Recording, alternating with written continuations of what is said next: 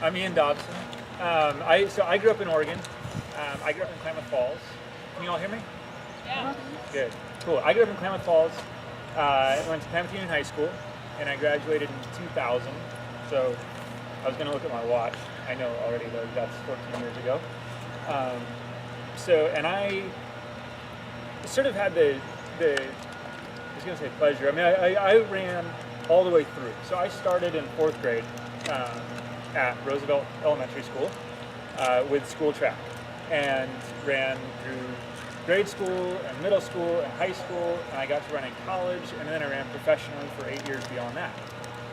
So kind of developed all the way through and saw the sport from every level sort of, and was really fortunate to have good people around me that helped that process go smoothly. So when I was your age, I did a couple different sports. I did a few different sports actually, and it'll sound like I should have been a triathlete, but I was a runner, I biked, and I swam. And those were kind of my 3 main sports. I played soccer a little bit, but those were the sports that I was really into. My dad and I biked all the time. We were mountain bikers, and I was on my swim team. Yeah. Since you ran, biked, and swam, did you do any triathlons? I always wanted to do a triathlon. Good question. But the thing was that I wasn't a very good swimmer or biker. So I was a good runner, and I was an okay biker and swimmer.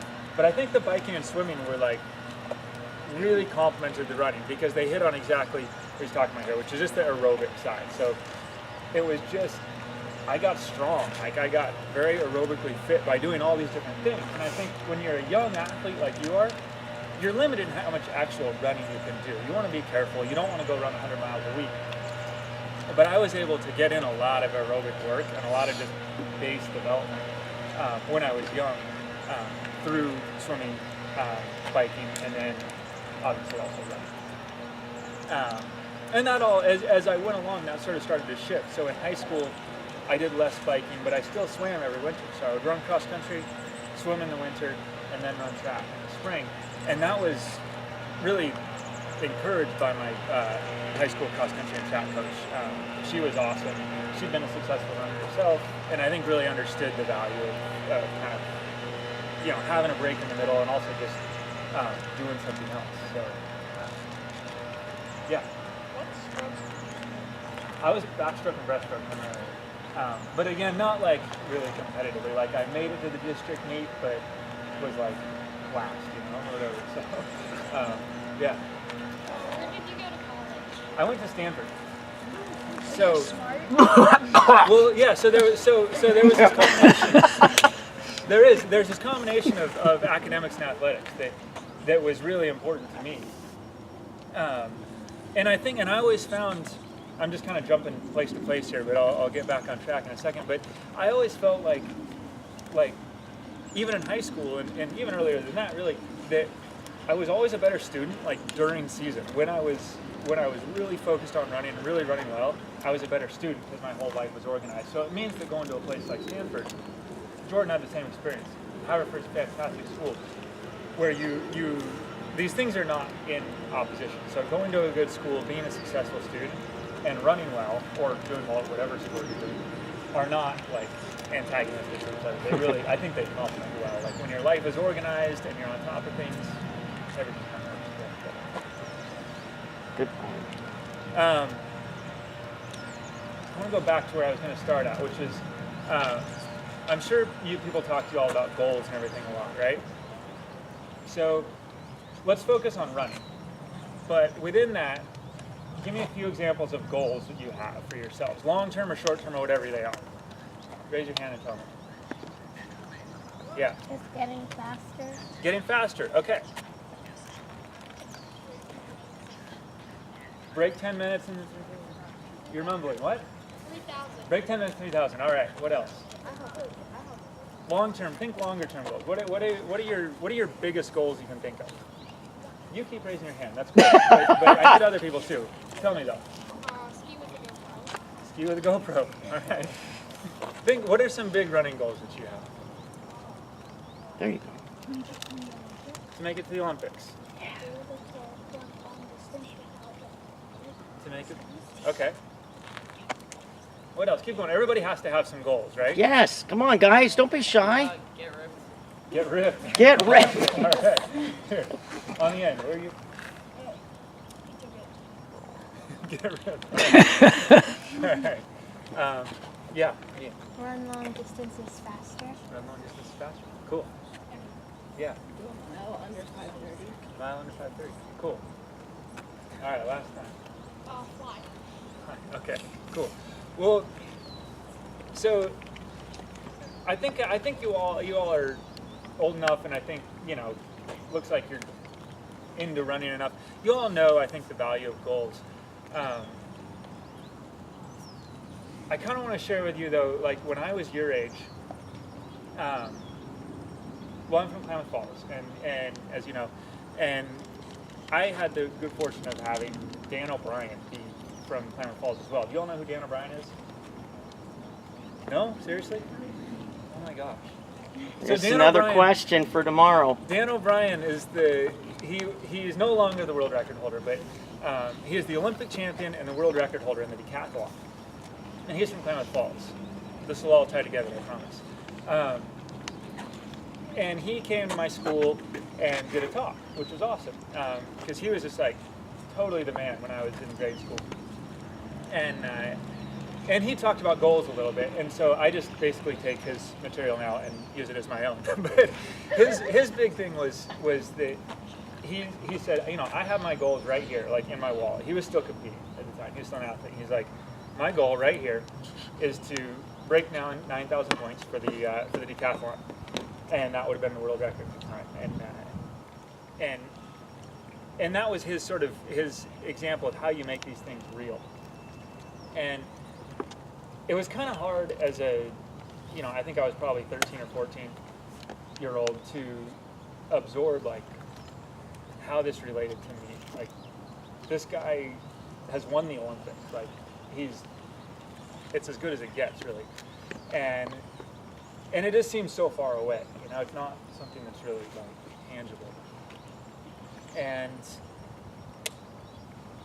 But I took it seriously, and I actually wrote down my goal too, which was to make it to the Olympics, to run the Olympics. And his goal was greater than that. His was to break the world record, and he did that. But I ultimately did make it to the Olympics, and I think that seeing Dan O'Brien there that day, and like having him, he was from Klamath Falls, and Klamath Falls is not a big place. It's not Portland, and there's not an expectation of excellence necessarily. But Dan O'Brien was really, really excellent at what he did, and he made that real. And I got to do a talk recently with Dan O'Brien, and I brought this up, how it was just really interesting now that we could both share with young people, that this is really real, that your goals are extremely doable. Not everyone makes the Olympics, but somebody has to. Someone has to win the state meet. 3 people have to make the Olympic team in every event. Somebody has to be the world record holder. And that was kind of Dan O'Brien's philosophy. It was like, it might as well be me. And it became mine too. It was like, hey, like somebody's got to do it. I know I can work hard. I know I'm talented, and it might as well be me. And it very well couldn't have been. I was very fortunate to have a good race on the right day, and all of those things came together. There's a lot of luck involved. But it goes beyond that too. It's this expectation that you can do these things, and it doesn't have to be running. You're all runners. I'm a runner. That's what we know. But most of you will go on to have great careers in something else. And that same thing applies. The goals. You say you want to go to the Olympics, don't just say it. Like, it's actually, it's likely that someone here could do that. And it's not a very big group of people, but one of you probably could. So, a bunch of things I wanted to talk to you about. I'm going to pull out my paper. Ask questions.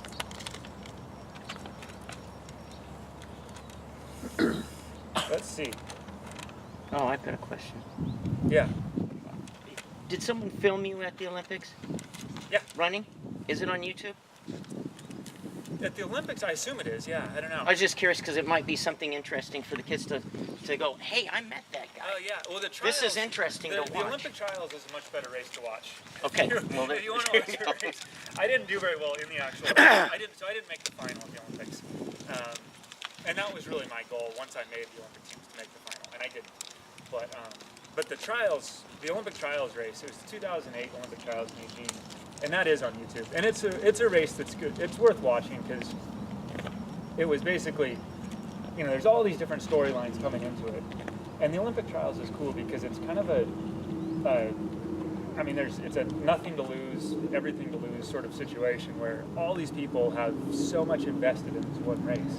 And, their next 4 years or 8 years or whatever often depend on how they do in this race.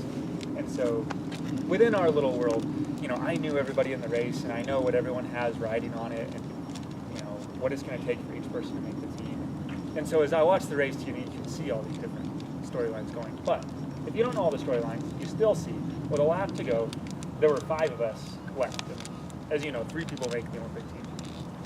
And I was in 5th. And, the 4 people ahead of me were all people who had, they hadn't necessarily all run faster than me, although they might have now that I think about it. But it was a group of 4 of us, and one of the spots was pretty much guaranteed to be taken by Bernard Lagat. He was the defending world and Olympic champion in the 1500 5K, or defending world champion in the 1500 5K, and so that left 2 spots. And you should watch the video. It's worth watching just because it is sort of like you can see in the last couple hundred meters everything sort of comes together for a couple of us and everything just falls apart for a couple other guys, and it's sort of heartbreaking to watch. It worked out for me, but it didn't for these other guys. And it's tough, It's really, but it's beautiful too. I mean, that's sort of what it is. It's very, very dramatic. So, yeah, that's all sort of this level. But I have practical advice too. You want practical advice? No. I'm gonna give it to you anyway.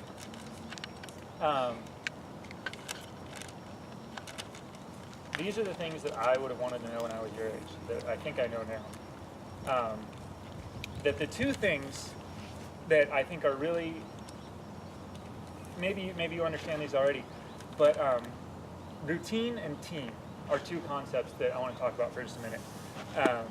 As being 2 things that, and again, we're runners, so we're going to talk about running, we'll keep it with running, but it really does apply to other things.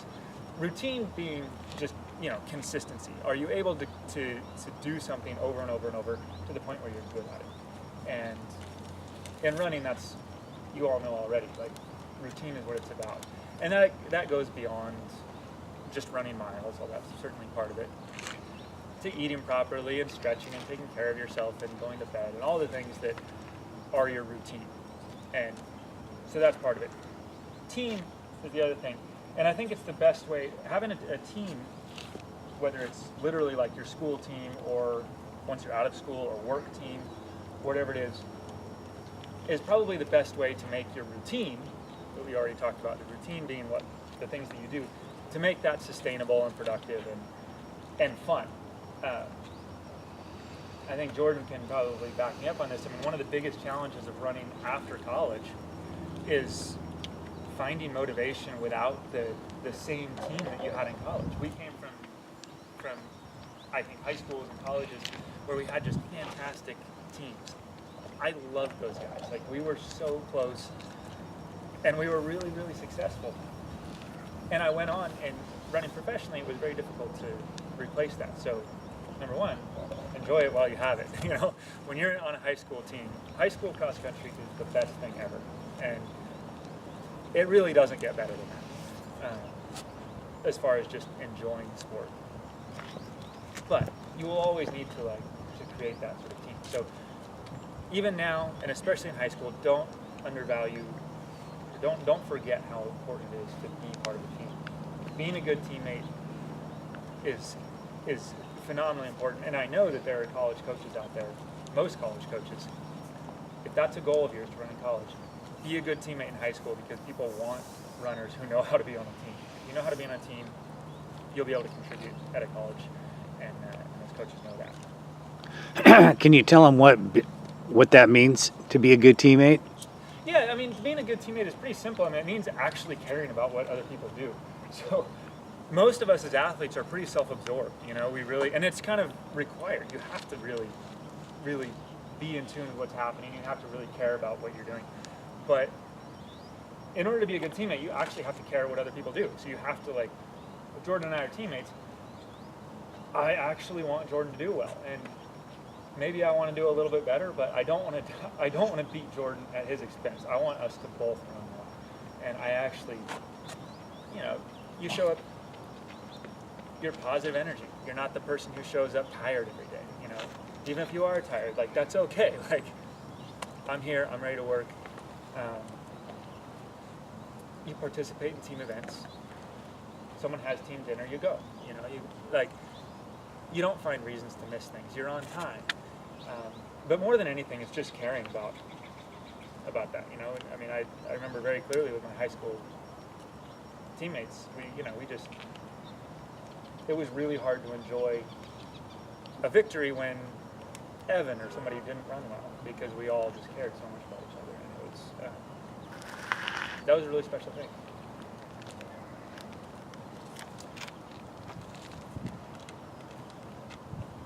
Run barefoot. I had that on my notes. As a very practical piece of advice, I think especially when you're young right now, like, you all should do, before we leave, everybody should go run a couple laps barefoot, and just get in that routine. It is so important going forward. Like, you will save yourself so much trouble in 5 years or whatever if you run barefoot now. And it doesn't have to be a ton. When I was in high school, we did run a lot barefoot. We would do workouts and everything on fields like this barefoot, and I think I was pretty injury-free through most of college and everything because of that. So,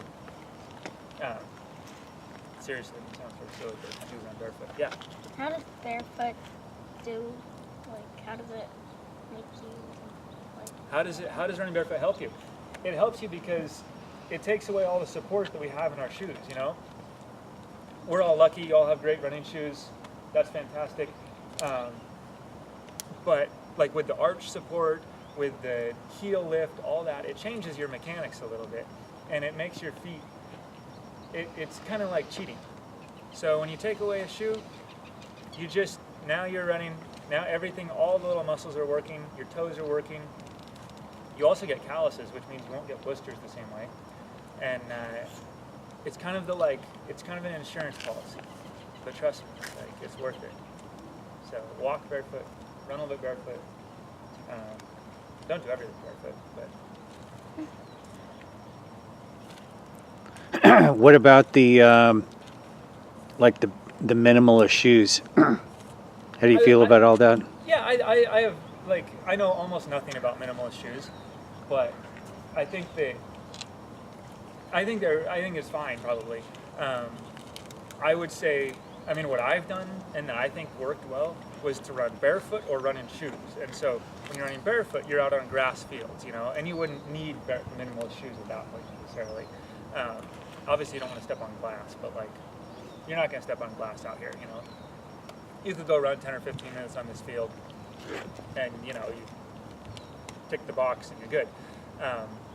I don't think that running in minimalist shoes on roads and concrete is a good idea. I think at that point you do need some support and cushioning. So just because I'm not a fan of them doesn't mean that they're not valuable or that you shouldn't try them out. But it's not something that I've done. So the Frees, I see some Frees. Those are great. You know, nice and light, and flexible stuff.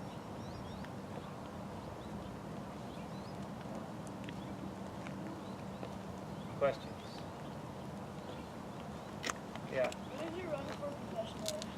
I ran for Adidas for 5 years, and then Nike for 3. Yes. It was actually pretty fun. Running professionally is the best because you get so much free stuff. Like, gear is awesome. Yeah. Yeah. do you have any, like, pre-race rituals you do? Pre-race rituals question. I'm like very much a creature of habit, you know. So I don't have superstitions.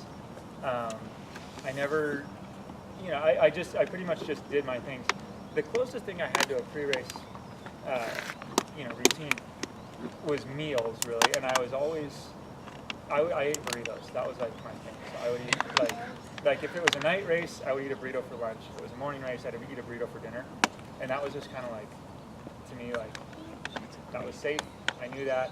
I wanted to get a bunch of food, and it worked. You know, like no one else thought it was a good idea to eat a burrito right before race, but and I wouldn't eat it right before, obviously, but that was kind of my thing. But other than that, it's simple. You know, like you're just going out. You warm up, put your shoes on, and all you do is go run as hard as you can. You know, and so I tried to not make too much of a production about it. So I play hockey, and of course there's a lot of superstitions in that, and I've just got one to share. So this goalie I know, he if he can't chug a bottle of hot sauce right before the game in less than a minute, then he plays terribly. See, and that's the thing about superstitions, right? That's the thing about having too much of a routine. It sets you up for failure, and that's why I don't. That's why I don't do that, because I don't want to have the game where I can't chug the hot sauce. You know.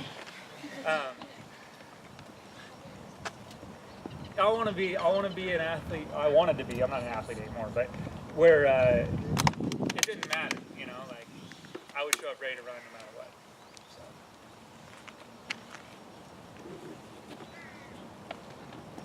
So. What about like your middle school mile times, and what was your training like then?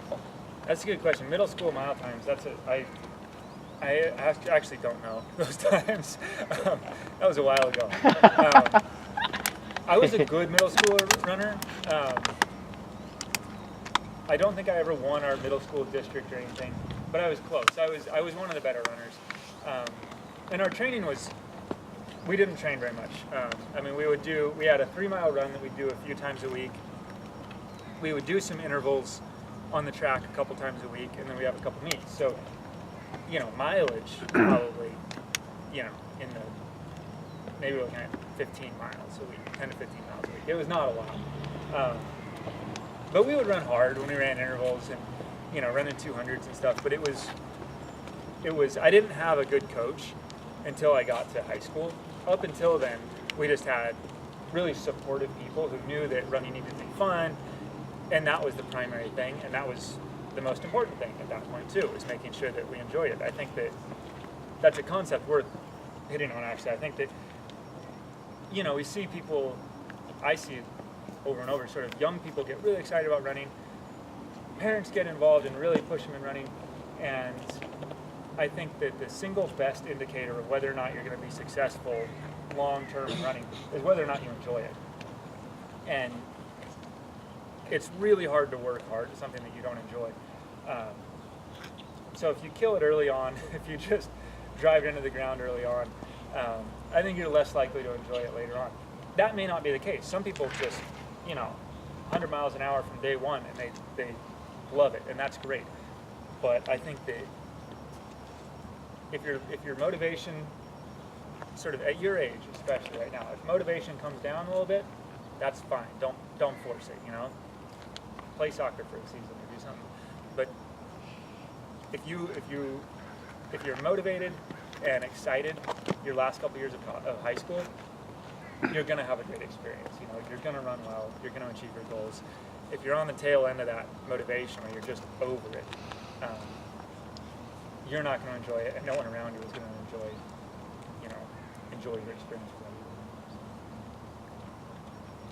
What about high school and, you know, like some of those state cross-country meets that you were in? And, I mean, can you share some of those experiences? Yeah.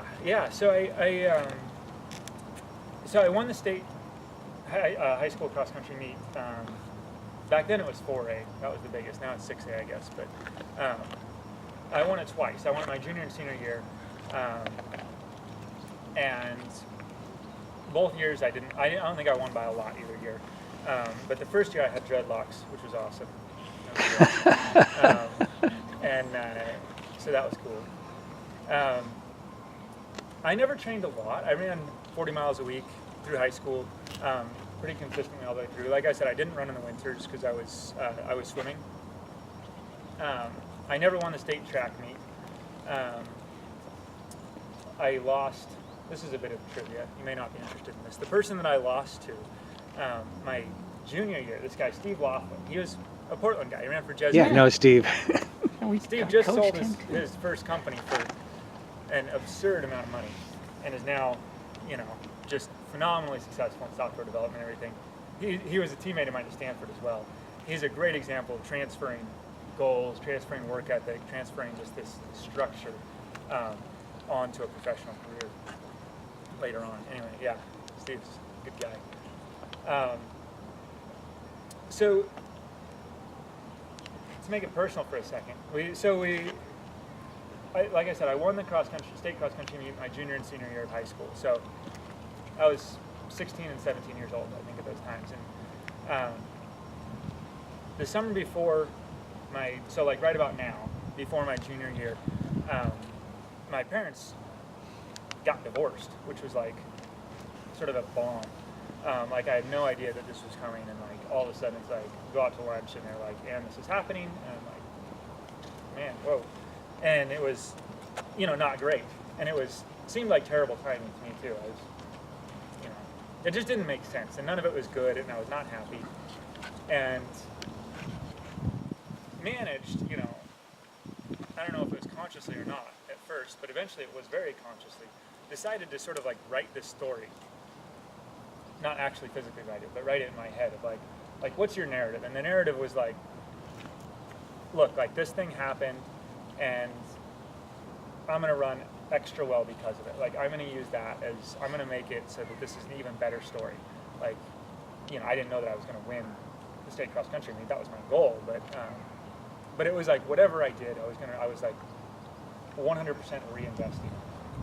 And not that I was ambivalent about what was happening with my parents, but I decided to just put that over here. Like I said earlier, I had this team, these guys that I was just 100% in with, and we just loved each other. And that was where I went, and I was, you know, I stayed at their houses. It was just an incredible support network. And I did win the state meet, and I think it was largely because that bad thing happened, you know?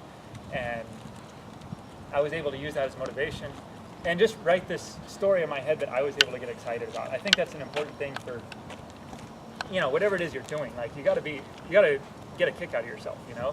And that kind of like, that was the way I got through that. Was like, I got a kick out of it. I was like, you know, screw these guys, like, I'm gonna run well anyway. And just had that sort of mentality that turned it into a positive. So anyway, that's an aside with high school stuff. I never trained a lot in high school though. It was like we'd run hard, fast intervals, and then swim in the winter, come back, run, and then finally when I got to college, bumped up to where I was doing like a lot of running, a lot of volume, and saw improvements from that too. You know, but it was, I don't regret doing it the way I did it, where it was low volume to start. Like that. So what about on a smaller scale, if you just have a race that you were really disappointed in, and I mean, how do you come back the next day, or what tips do you have to, you know, keep going? Yeah, I mean, there's kind of two sides to that question, because on one hand you want to have this perspective, right? Okay, the race didn't go how you wanted it to. Bummer. It's important, but it's not that important, right? It's just running. On the other side, you never want to get too good at dealing with bad races. You know, people who are really good at dealing with bad races have a lot of bad races. And so I think that you never want to be like super good at dealing with that, you know? You don't want to accept that. You don't want that to be like your norm. But at the same time, I think the reality is that we are all going to have bad days, you know? And it's being able to have a fresh start after that, you know? So it didn't go your way yesterday. You got to be able to show up tomorrow and be able to produce 100% again, because you have to be able to retry. You have to be able to restart and not judge something before it started. So sort of compartmentalizing your thoughts, you know, like this happened over here, it wasn't great, and I'm leaving it there, moving on to over here. And it's hard to do, you know, you always, you build momentum or you lose momentum based on how your other races have gone. So, you know, that's why we see someone who has a series of good races, they just get on a roll and they keep doing it. And we often see people get on a series of bad races and it continues to go that way. And really good runners, you know, really good performers are able to break out of that and just leave a bad one where it was. Not worry about it. Because ultimately it is, it's just running, you know, and there are more important things. But if you don't think it's important, you're not going to do it, you know.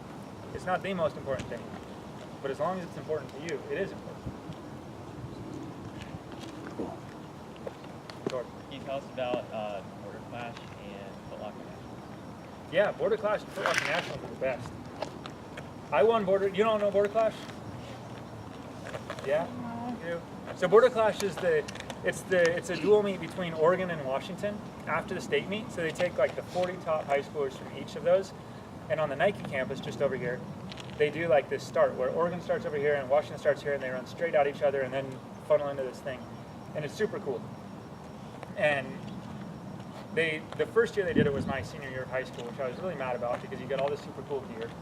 I like gear. and I would have qualified some of the previous years too if they didn't have it. So anyway, I won that my senior year. Foot Locker Nationals too that was the only thing that existed when I was in high school. Nike Cross Nationals didn't exist. Nike Team Nationals didn't exist. So it was like the one sort of central national championship, and it was the first time that I got really like treated like, you know, like a big deal in the sport, where they fly you out and you again get a bunch of cool gear, and it's just a super fun weekend and you learn a lot. It's this may not be where you were going with the question. When I was in high school, it was very different, fundamentally different sort of than it is now, in the sense that the internet was young, you know, so there weren't, you know, Youth Runner Online was not what it is now. Let's Run didn't exist. These things that now, if you want to know what anybody's doing training-wise, you can figure it out, you know? And I didn't know that, so I got to Foot Locker Nationals and didn't know these top guys were, which was great. And so when I was a junior, it was like I went out and led the thing. Like I was there to win it, and I didn't. But but that was because these guys were actually just a lot better than me. But there was sort of a naivety of going out and just saying, hey, I don't know who these guys are. I don't know why they think they can beat me, and that's pretty valuable. You know, you have to be careful with now that you can find everything out. You can know everything. You know too much about everybody else, I think. And I had the luxury back then of like just kind of running blind. But those are pretty fun experiences. That's if you all can run Foot Locker regionals, if you qualify Foot Locker nationals, they're pretty awesome experiences. Who did win that? Do you remember? Or?